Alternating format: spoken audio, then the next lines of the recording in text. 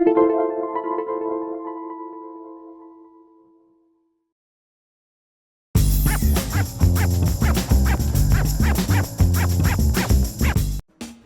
to MyLITV. From Manhasset to Montauk, we've traveled our communities to bring you the following events. I'm your host, Waldo Cabrera. MyLITV starts now.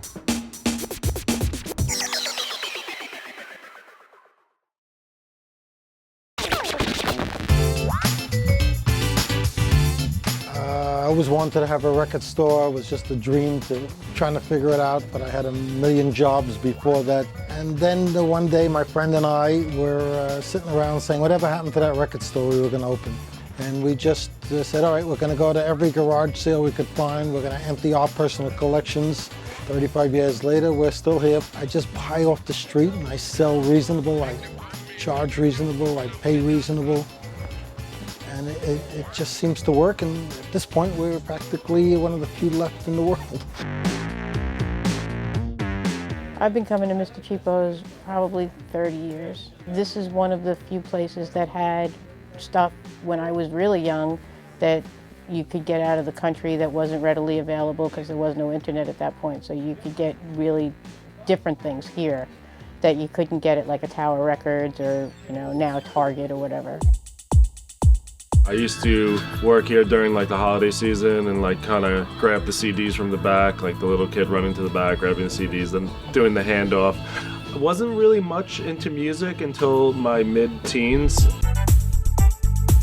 What we do differently is that we have a lot of different stuff besides records. We brought CDs in the late 80s and early 90s. When VHSs started going on to DVD, we carried DVDs. When DVDs went on to Blu-ray, we carried Blu-rays. Always carried cassettes, laser discs, VHSs, all that stuff. Basically, we carry everything.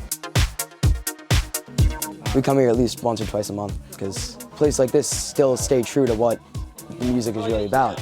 Well, I've been a loyal customer for Mr.Cheapo's for about 20 years right now. Ever since the digital bytes come along and wiped out the whole album concept for music, really, I've never really deviated from that. I've always been interested in albums, exploring artists, see which ones I like and which I don't. It's fun. It's a hobby of mine. That's what I've been doing now for, I would rather not say. I try to get the best speakers I can afford, the best record player, and I just sit in my basement, I'll do some work or whatever, homework or whatever the heck I gotta do, put on a record and just, it sounds better than anything else. There's nothing to compare it to. I think when you pop a record on, it definitely has more of a warmer sound.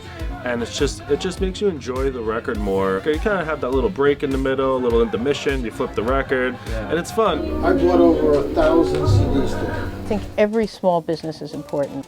They're part of the fabric of what we are, small towns, small business, not so much the big guy, and you feed that. You feed your community, and the community then gets to benefit. What we're still doing is selling real items people like to handle and touch and look and explore.